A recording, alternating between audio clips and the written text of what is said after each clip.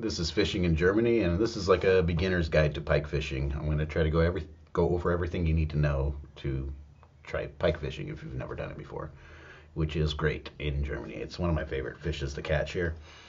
Um, it was new to me because where I grew up, I never saw pike before in my life.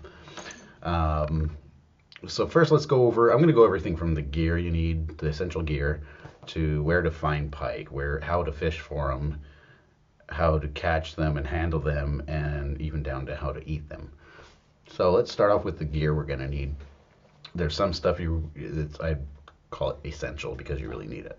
One is going to be a long pair of pliers or forceps, or to get the hook out. You don't want something small because you really don't want to go that close to the mouth. Um, Here's a jawbone from a pike, the lower jawbone. I can't remember. This was maybe around like 62 centimeter pike. Not that big. They get a lot bigger. But you can see those teeth can do some serious damage. So yeah, I think that's something we can deem as essential to have. Um, Another thing is going to be some kind of wire tracer or leader. The pike's teeth will bite right through your line, and they'll bite through braid as well. Like, it's no problem for them. So if you don't want to lose them all the time from that, you're going to need this. Something like this if I'm using a lure, or we have these wire tracer leads.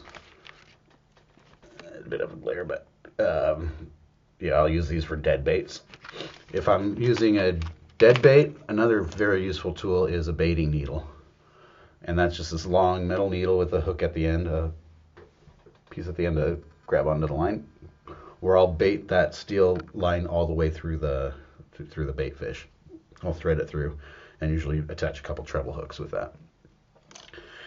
For your fishing line, if you're using mono, it's recommended about 12 to 15 pound test, or if you're using braid, around 30 pound test.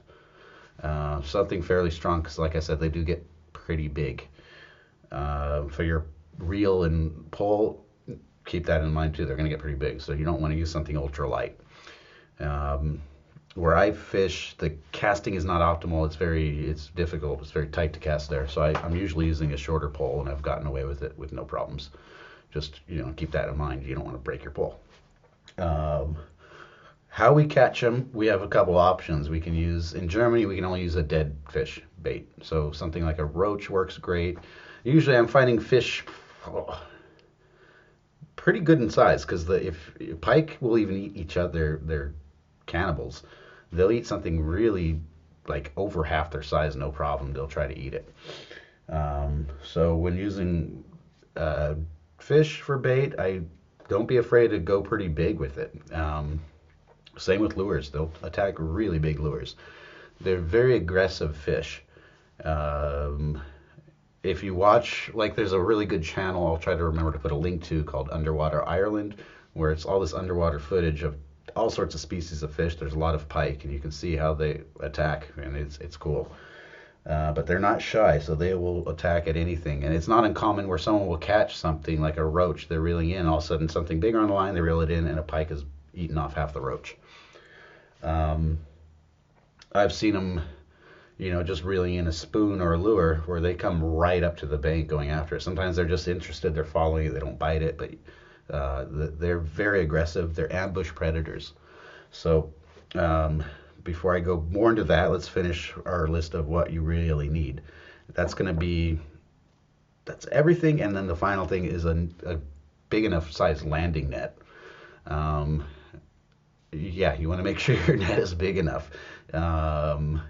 That's actually the next thing I'm going to invest in, is a bigger net, because what I have, it was working fine, but if I get a really big one, it's going to be it's going to be a challenge to get them to land them. So the net has to be, if you look up pike, you'll see how big they can get. Then it gives you an idea of how big of a net you'll want to have. So then, of course, we need for our bait. And like I said, you can use a dead fish bait. You can use a lure. Those are really your options for catching a pike. it's kind of like freak instances where someone will catch it off a pop-up bully or something, but normally if you're fishing for pike, dead fish or lure, that's the way to go. I'll go into some other in separate videos of those of how I use dead fish and how I use lures. I'll save that for a different segment. So now, okay, say we got everything we need to go fish for pike. Let's look at how to find them, where to find them. They're ambush predators generally, so a lot of times they're going to be hiding under all those spots that are hard to cast, and those grassy parts where there's weeds, under fallen trees or submerged logs. They like to be in these shady spots, usually kind of in the slower moving water. And normally they're sitting there waiting for the fish to swim by to ambush. Those are all great spots to check. It can be a very pike fishing, especially with a dead bait where you're static fishing and your line's just staying in the same spot. You could sit there for days and not catch anything. So coming to that, there's kind of two methods in general of fishing for pike. We have static and roving. Static is, like I said, we put a weight on and a dead fish and we throw it out and just hope something comes by. When I'm doing that, I'll actually every once in a while kind of twitch the line every few minutes, twitch it and reel in a little bit and keep doing that, because they're more attracted to movement than scent, I believe.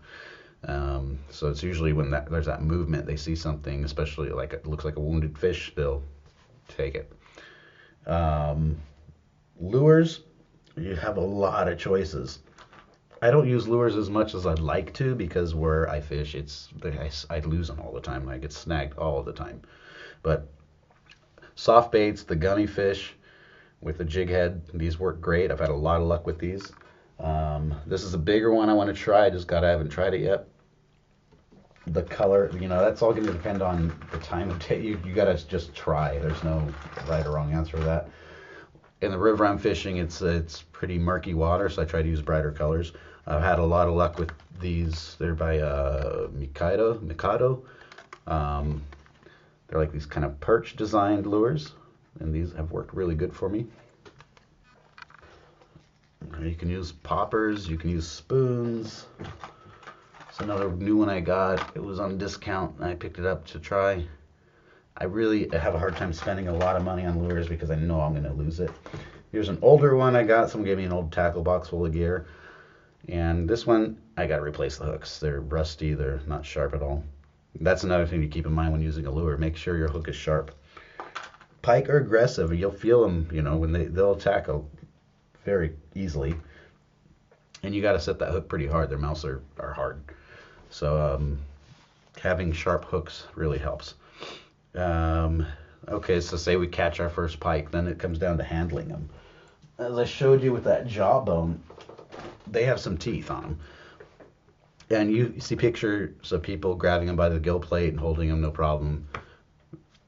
That can be done, but you want to be careful if you're going to try that. My suggestion is first, say you catch one and you're going to keep it, so you dispatch it. You want to club it.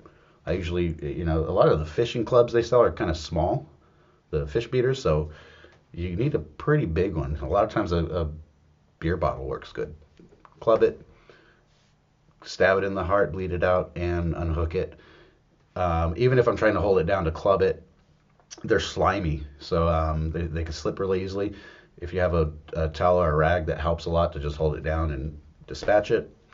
Then try to learn how to grab it by the gill plate, because if you do it wrong, the gill rakes inside, they're sharp.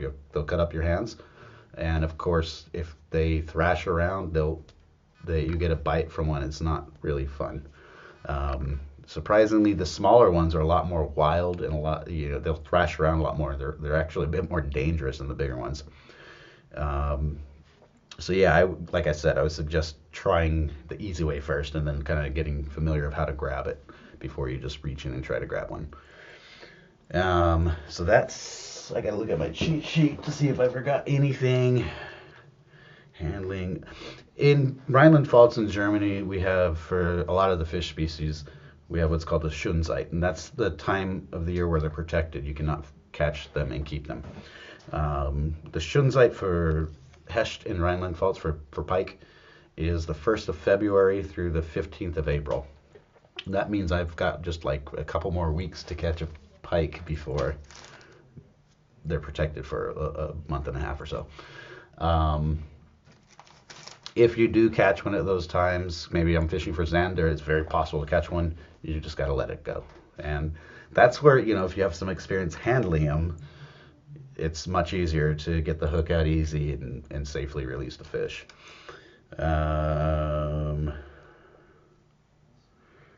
Now that's covering everything I wanted to go over. And finally, say you caught one, and then it comes down to eating them. Are pike, do pike taste good? How, you know, they taste amazing. The meat is really, really good. It's the texture is similar to almost like a shellfish in a way when it's fried. Usually there's a lot of ways you can cook them. I'm not going to go into all those ways. They are considered a very bony fish. They have Y bones. There's a way of filleting that I've learned. I'll do a video of it next time I catch one. It's called the 5 fillet method. Basically, you're going to fillet 1 down the back, 2 down the sides all the way to the pectoral fin, and 2 more after the pectoral fin at the base of the tail. And that works good, but there's still a row of Y bones. And I've learned this technique where you can cut those Y bones out, which I have yet to try. And if that works, that's excellent. I mean, I'm used to eating different types of fish, some that are just, they're bony.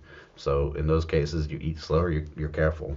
But pike is so good, if you can get it without the bones, if it's big enough fish to fillet that way, it's really worth it. Another thing about pike I found that's great is the eggs. From carp, from different fish. My girlfriend likes to make this, it's like a fish egg salad. Sounds funny, but it's excellent. It tastes really good.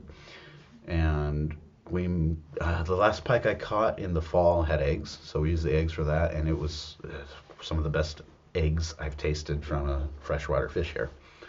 The heads and the tail fin work really good in a soup. The cheek are one of the best tasting parts of a pike too. So I pretty much waste nothing when I catch a pike. Even I save the jawbones because they look so cool.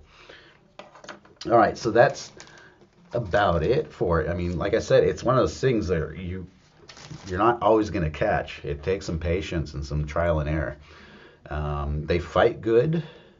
The last one I caught, actually, right when I was getting the net out, it jumped out of the water and it spat the hook. So, I mean, they do put up a decent fight. Not super tricky to catch. Like I said, they'll take the bait really fast. And if you watch some of those videos of like pikes eating underwater, you can kind of get an idea of how it works. They usually, a lot of times they take the fish right from the middle. So they come up and just ambush, and then they'll turn the fish in their mouth. So you don't have to wait really long, but after you feel that hit, you give it a few seconds for it to turn the bait in its mouth or the lure, and then you set the hook, and then it's on. But like I said, I'll do a couple extra videos to continue this, where I'm going to go into the methods of fishing for pike, where I'm using dead bait on the bottom, dead bait with a float, which works really good, and also lure fishing.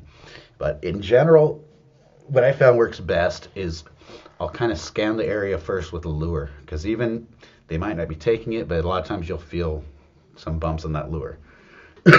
I'm at a spot, I'll just fan it out. I start usually upriver and a few casts, and like after 8-10 casts maximum, if there's nothing, I'll move around. I'll try a different spot. And once I find where that spot is, even if they're not taking the lure, I can throw a dead bait out there, and that's the best way to try to locate them, I found. All right, thanks for watching, and stay tuned for more on my methods of using lures and dead baits.